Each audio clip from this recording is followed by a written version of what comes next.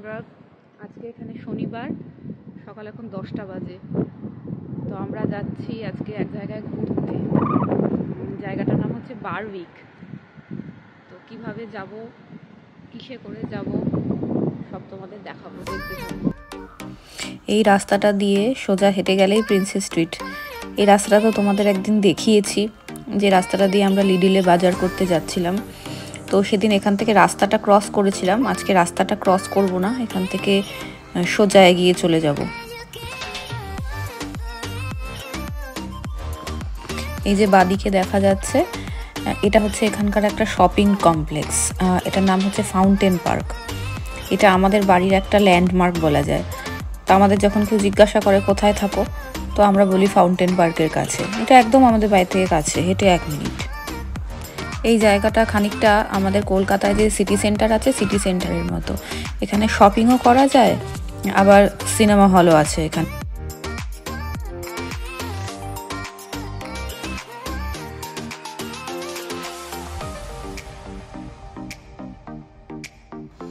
এই যে সেন্সবেরি লোকাল দেখা যাচ্ছে, এই সেন্সবেরিজ লোকাল হলো লিডিলের মতো আরেকটা এখানে গ্রসারি চেন।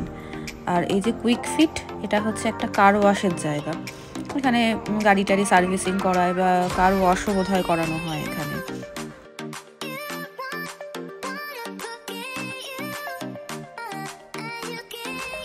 এই যে এটা হলো ফাউন্টেন পার্কের একদম সামনেটা। এটার আন্ডারগ্রাউন্ডে কার পার্কিং আছে। আর বাদিকটা সিনেমা হল, আর এখানে আবার শপিং করার জায়গাও আছে, মেডিকেল শপও আছে, বাচ্চাদের গেম খেলার জায়গা রয়েছে, রেস্টুরেন্ট আছে, খুব সুন্দর।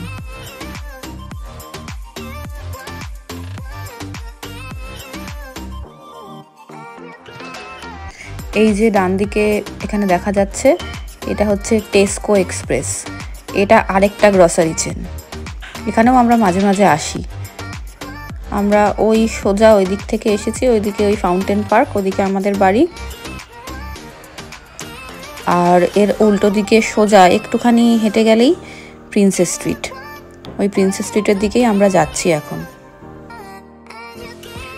এই যে এখানে ডান দিকের বাড়িটা দেখা যাচ্ছে, কি সুন্দর উপরের চূড়াগুলো লাগছে।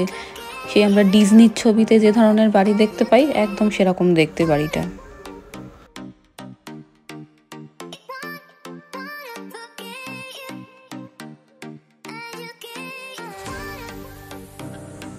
এই যে বাদিকে পাউন্ডল্যান্ড দেখা যাচ্ছে, এখান থেকেও আমরা মাঝে মাঝে কেনাকাটি করতে আসি। সন্টুর অনেক ফেভারিট জিনিস পাওয়া যায় পাউন্ডল্যান্ডে। আর ওই দিকে যে গলিটা ঢুকে গেছে, ওই গলিটা দিয়ে সোজা হেঁটে গেলেই ক্যাসেলে পৌঁছানো যায়। সোজা খানিকটা হেঁটে গেলেই একটা সিঁড়ি আছে, ওই সিঁড়ি দিয়ে উঠে গেলেই ক্যাসেল।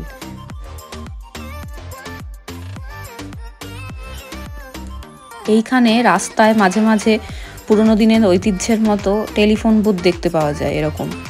এর পাশে আবার একটা এটিএমও আছে দেখছি।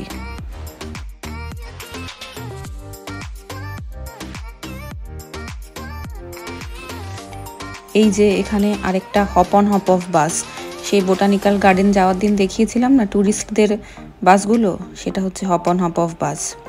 কি সুন্দর ডিজাইন করা বাসটাতে।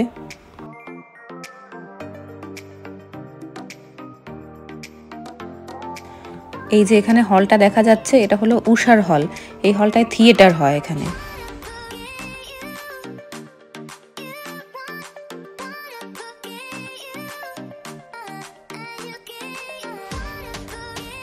ওই সোজা ওখানে এডিনবারা ক্যাসেল দেখা যাচ্ছে। এই রাস্তাটা দিয়ে সোজা হেঁটে গেলেও ক্যাসেলে পৌঁছানো যায়।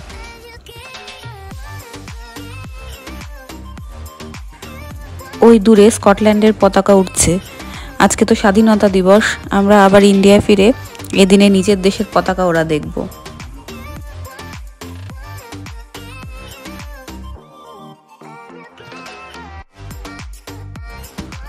এই যে এটা দেখা যাচ্ছে ডান দিকে, এটা হলো একটা সিমেট্রি। যুদ্ধে যেসব সৈনিকেরা প্রাণ দিয়েছিলেন তাদের এখানে কবর দেওয়া আছে। এবার আমরা এসে পড়েছি প্রিন্সেস স্ট্রিটে। পুরো এডিনবার্গের মধ্যে এই প্রিন্সেস স্ট্রিট জায়গাটাই একমাত্র ভীষণ জমজমাট এবং ভিড়ভাট্টা থাকে। এখানে ডান দিক দিয়ে ক্যাসেল দেখা যায়, নিচটায় প্রিন্সেস স্ট্রিট পার্ক আছে বাচ্চাদের খেলার জন্য। আর এই যে ব্যানারগুলো টানানো আছে, এখানে এখন ইন্টারন্যাশনাল ফেস্টিভ্যাল চলছে, তো বিভিন্ন টাইম টেবিল এখানে লেখা রয়েছে। আমরা একদিন ইন্টারন্যাশনাল ফেস্টিভ্যালে আসব, তখন দেখাবো ইন্টারন্যাশনাল ফেস্টিভ্যাল এখানে কীরকম হয়। ওই যে বাঁদিক দিয়ে ব্লু কালারের ট্রাম যাচ্ছে, কলকাতায় যে ট্রাম উঠে গেল সেই ট্রাম এখনও এখানে আসলে দেখতে পাওয়া যাবে। এই মাথার উপরে যত গাছ দেখা যাচ্ছে সব চেরি ব্লজমসের গাছ, এপ্রিল মাসে ফুল হয়। এপ্রিল মাসে যখন সাদা গোলাপি ফুল হয়ে থাকে না, এই জায়গাটা কি সুন্দর লাগে দেখতে। এর পরের বার যখন এপ্রিল মাস আসবে তখন আসবো এখানটা দেখাতে। এই যে গ্রাউন্ডটা দেখা যাচ্ছে এখানে এই বিকেলের দিকে নানান রকম শো হয়, ওই যে ফেস্টিভ্যালের কথা বললাম সেই ফেস্টিভ্যালের জন্য। আর এখানে বেশ কিছু খাবারের দোকানও বসেছে। এখানে আবার 18 বছরের নিচে বাচ্চারা একা একা অ্যালাউ না, তাদের সঙ্গে প্যারেন্টস না থাকলে।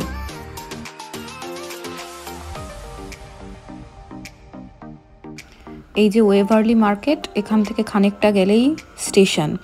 আমরা যে স্টেশনটা থেকে ট্রেনে উঠবো সেই স্টেশনটার নাম হলো এডিনবরা ওয়েভারলি স্টেশন।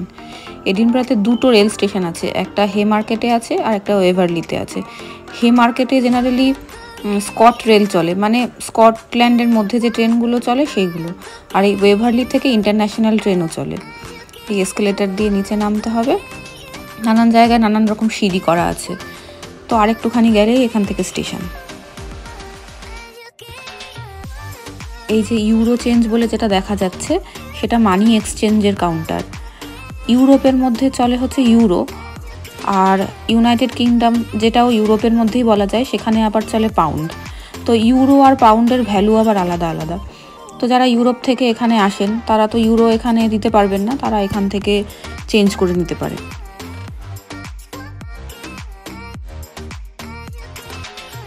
এই এসকেলেটারটা দিয়ে নেমে গেলেই আমরা ঢুকে যাব স্টেশনে। স্টেশনে গিয়ে তারপর দেখব আমাদের ট্রেন কোন প্ল্যাটফর্মে দিয়েছে, সেখান থেকে আমাদের প্ল্যাটফর্মে তারপর আমরা যাব।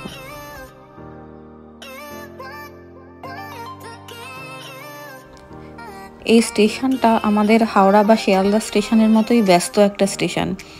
আর আজকে যেহেতু ছুটির দিন, সবাই নিজের পরিবার নিয়ে কোথাও না কোথাও বেড়াতে যাচ্ছে, প্রচুর লোক।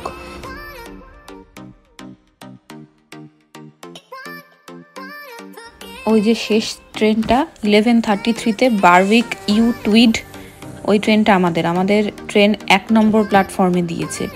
তো আমরা এখন যাব 1 নম্বর প্ল্যাটফর্মে।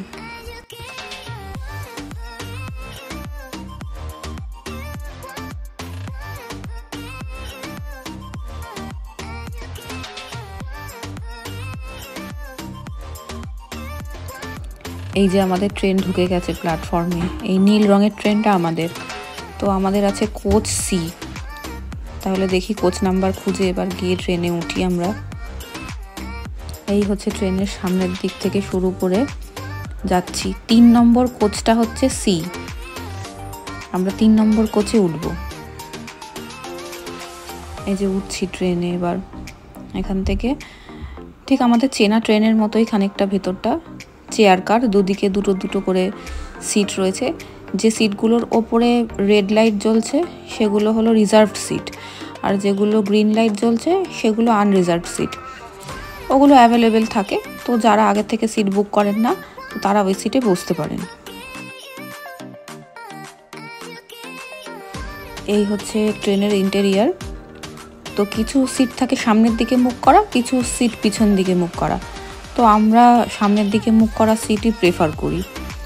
তো সন্টুর বাবা ও পাশে বসেছে আর আমি আর সন্টু এই পাশে বসেছি। আমি আর সন্টু বসে গেছি আমাদের সিটে। আমাদের সিট নাম্বার হচ্ছে 36, 35। 36 উইন্ডো সিটটা আমি দখল করে নিয়েছি, আর সন্টু বসেছে আমার পাশে। সন্টু যাচ্ছে ঘুরতে, সেজন্য সন্টু খুব আনন্দিত। সন্টু পাপার পাশে বসতে পারেনি বলে একটু দুঃখ পেয়েছে, কিন্তু কি আর করা যাবে। 11:33-এ একদম ঠিক টাইমে ট্রেন ছেড়ে দিয়েছে। ট্রেনে করে আমরা যাচ্ছি। ট্রেনের দুপাশে ভীষণ সুন্দর সুন্দর দৃশ্য দেখা যায়। দেখি কতটা দেখতে পারি, দেখতে পারলে ভিডিও করে দেখাবো। ট্রেন চলতে শুরু করেছে, আর মেট্রোর মতো এখানে অ্যানাউন্সমেন্ট হচ্ছে next stoppage east Linton. East Linton station চলে এসেছে। এখানে দাঁড়াবে ট্রেন। এখানে মোটামুটি মিনিট 2 মতো সমস্ত স্টেশনে ট্রেন দাঁড়ায়।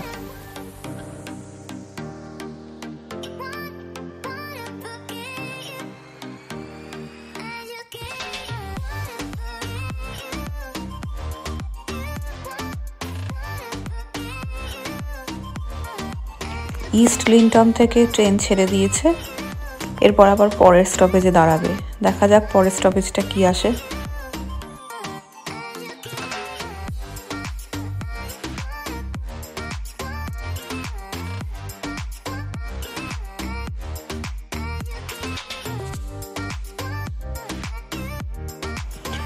পরবর্তী স্টেশন ডানবার। ডানবারে ট্রেন ঢুকে গেছে। এখানেও ট্রেন মিনিট 2 দাঁড়িয়েছিল, কিছু লোকজন ওঠানামা করলো, তারপর ডানবার থেকে আবার ট্রেন ছেড়ে দিয়েছে। আবার নেক্সট স্টপেজে মিনিট 2 দাঁড়াবে।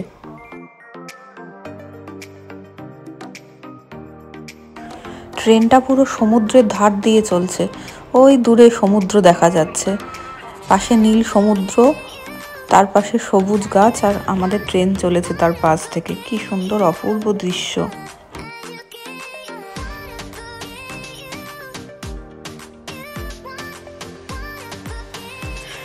এবার ট্রেন ঢুকছে রেস্টন স্টেশনে। এই রেস্টন স্টেশনের পরেই আমাদের গন্তব্য স্টেশন বারউইক আপন টুইড।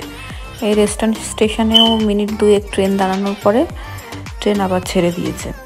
আবার সুন্দর রাস্তা দিয়ে ট্রেন যাচ্ছে। ওই দূরে নীল সমুদ্র দেখা যাচ্ছে। কি সুন্দর অপূর্ব লাগছে একদম। পুরো মনে হচ্ছে আকাশ যেখানে সমুদ্রের সঙ্গে মিশছে সেইখানটা দেখা যাচ্ছে।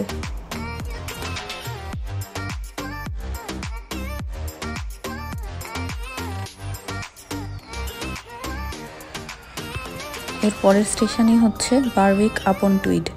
ট্রেন ছেড়েছিল 11টা 33-এ, সময় লাগলো 1 ঘন্টা মতো। 12টা 25-এ আমাদের ট্রেনটা গিয়ে পৌঁছবে বারউইক আপন টুইডে। তো আমাদের মধ্যেখানে 3টে স্টেশন পার হয়ে 4 নম্বর স্টেশনটা হচ্ছে বারউইক আপন টুইড।